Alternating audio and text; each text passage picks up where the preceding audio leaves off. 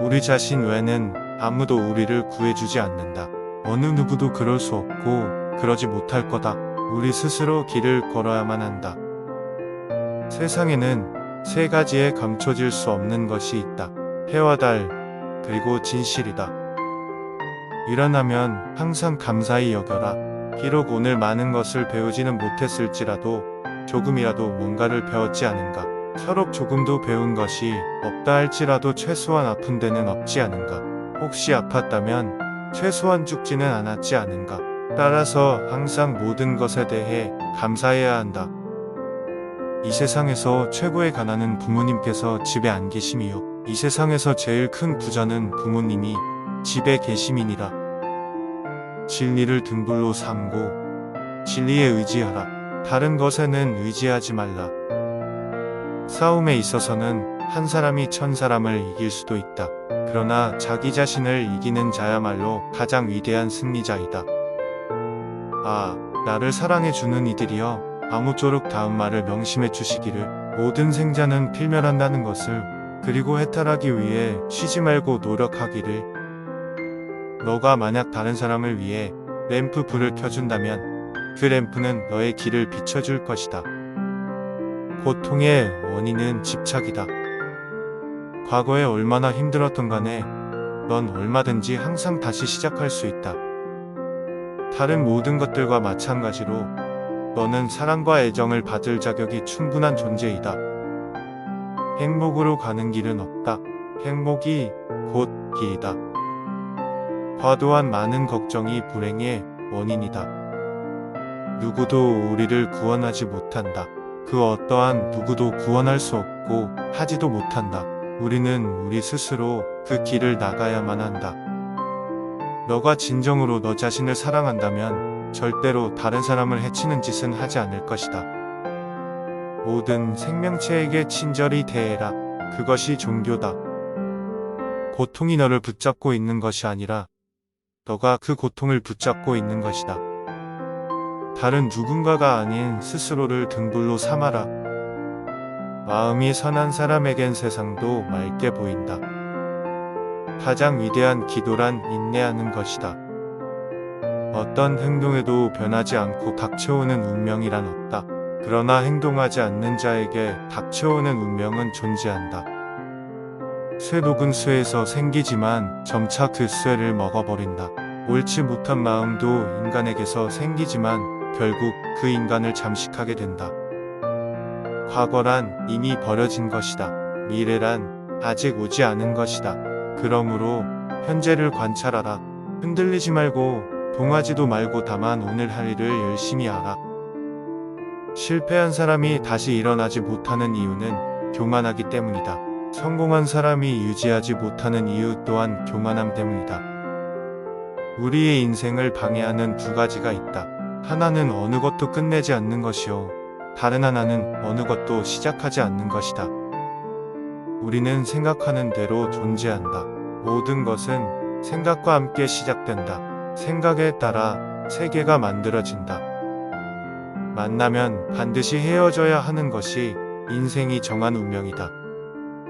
약한 사람은 복수심에 사로잡히고 강한 사람은 용서할 줄 알며 현명한 사람은 인에 상관하지 않는다. 흔들리는 건 당신의 눈이다.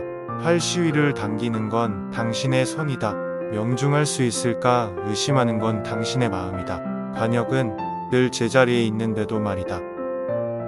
타인이 널 좋아하도록 너 자신을 바꾸지 말라. 오로지 솔직한 너 자신이 된다면 올바른 사람은 진짜 너의 모습을 사랑하게 될 것이다.